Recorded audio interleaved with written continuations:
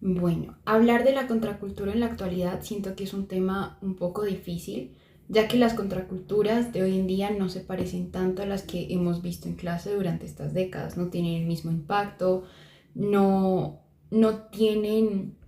los mismos mecanismos que usaban antes algunas contraculturas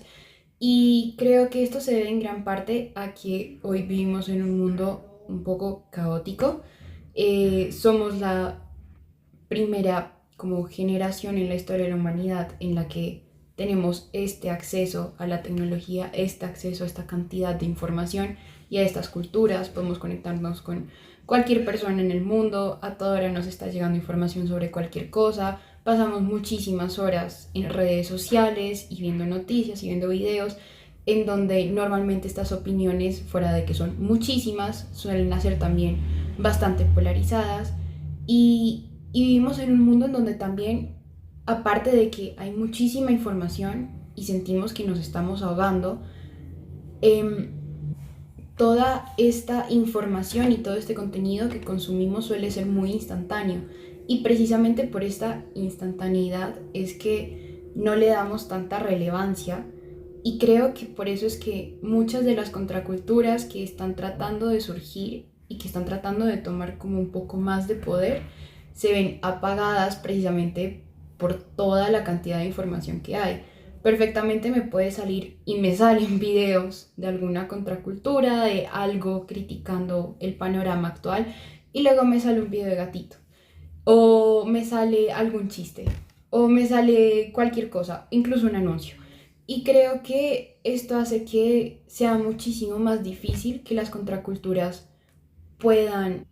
llegar a más gente y hacer lo que quieren hacer sin caer en las trampas de nuevamente convertirse en un trend o en lo que ahora se llama aesthetic o básicamente en algo promocional y capitalista. Aún así, este año salió un álbum que me parece muy bonito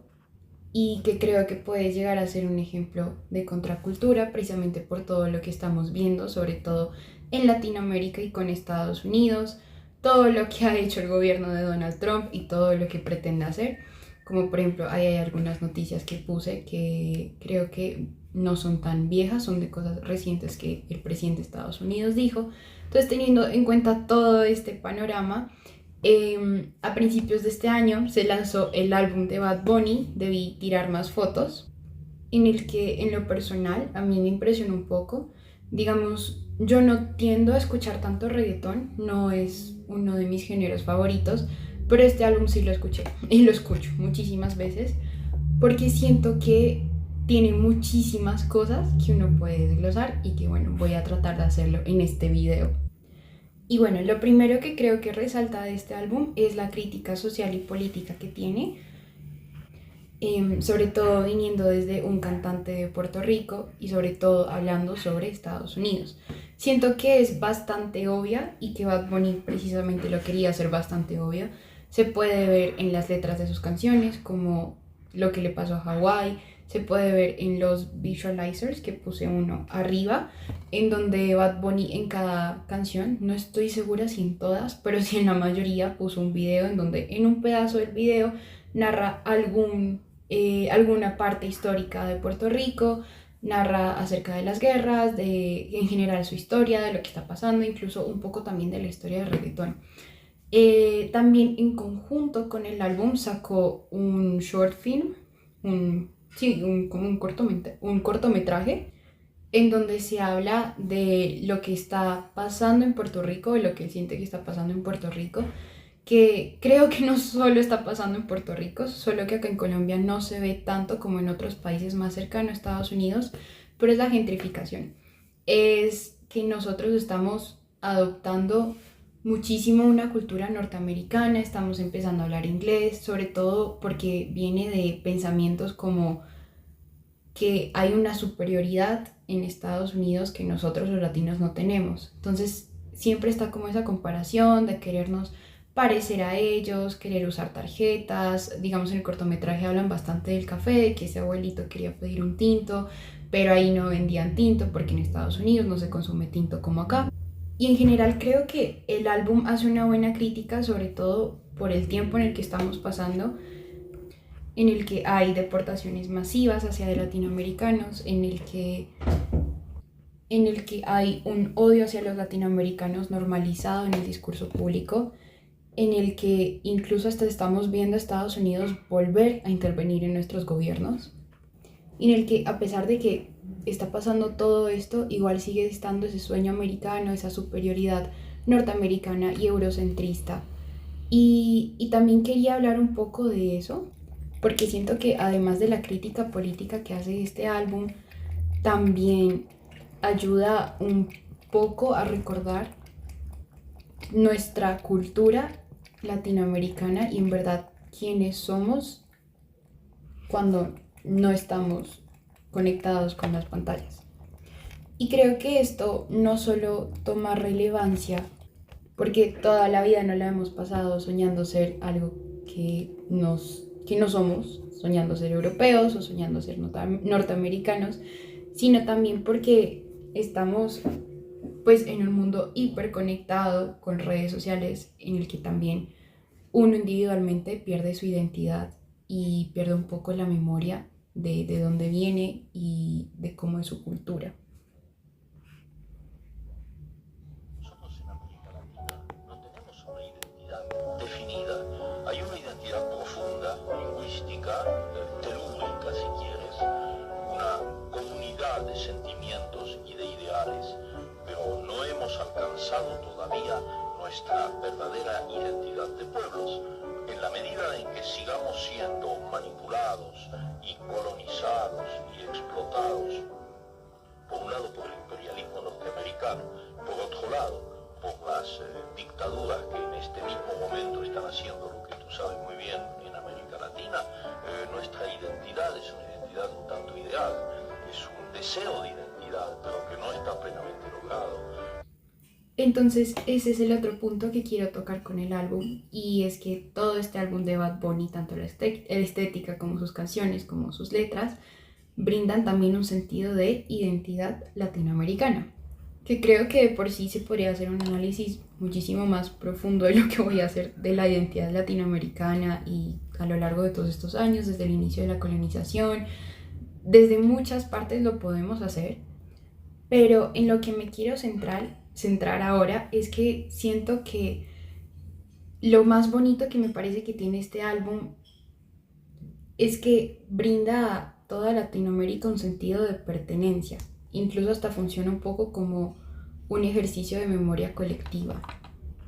Durante ya muchísimas décadas hemos visto cómo la cultura latinoamericana es algo de consumo, es algo estético, es algo que no se toma completamente en serio. Por ejemplo, ahí puse el último desfile que hizo Karol G con Victoria's Secret, que nuevamente podríamos analizarlo muchísimo. No creo que haya sido algo malo en sí, pero sí siento que cae en la retórica de las mujeres latinoamericanas solo sirven para la sensualidad y para la sexualidad. Y en general siento que repite como esta fantasía de Latinoamérica, que es un lugar tropical, donde todo o es o muy malo con las guerras o muy hermoso y las mujeres son diosas y no hay tanta profundidad. Y creo que este álbum invita también como a la memoria nuevamente, a ver de dónde venimos, a ver nuestras raíces y a entender que sí, Latinoamérica es un lugar gigante, es un lugar con muchísimas culturas dentro de ellos mismos. Digamos, acá puse algunas fotos que pues son muy representativas de Latinoamérica, como indígenas, la fruta, como estos pueblos que creo que alguna vez todos hemos visitado con mercados en las calles, pero Latinoamérica también puede ser lo que Europa o lo que Estados Unidos es, puede tener edificios modernos, puede tener universidades muy buenas, puede tener muy buenos artistas, muy buena literatura, educación y siento que este álbum también nos hace no solo darnos como ese sentido de orgullo de ser latinoamericanos, sino también entender que somos una cultura muy compleja y completa. Y también ya descentralizándolo un poco de la cultura latinoamericana, puse ahí unas fotos de redes sociales y pues de fotografías, porque siento que este álbum también invita un poco a bajarle un poco esa instantaneidad, a darle un poco de tiempo, a volver nuevamente a conectar con esos recuerdos, con esa cultura, con esas historias. Y creo que es muy diferente a lo que hemos visto con otros álbums que salen normalmente, que solo son como hechos para TikTok, para trends, que salgan y en las semanas ya las personas no lo escuchen porque la música como tal no es buena, sino que es solo para generar dinero y para generar popularidad, sino que es un álbum que requiere tiempo, que lo puedes volver a escuchar muchas veces y que de hecho esa es la idea y que sobre todo no se consuma por consumir, sino que en verdad le des toda tu atención. Entonces, ¿puede el reggaetón ser contracultural? De hecho, creo que puede parecer hasta paradójico y lógico,